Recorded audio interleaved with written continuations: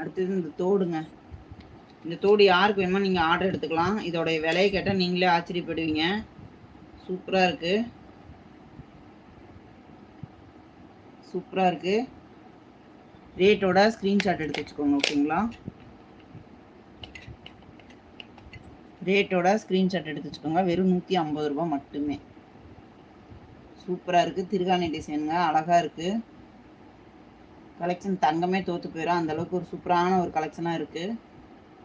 வெறும் 150 ரூபா மட்டுமே சிஸ்டர். கண்டிப்பாக இந்த ரேட்டுக்கு கிடைக்காது இல்லைங்களா? கண்டிப்பாக இந்த ரேட்டுக்கு கிடைக்காது. சூப்பராக இருக்குது.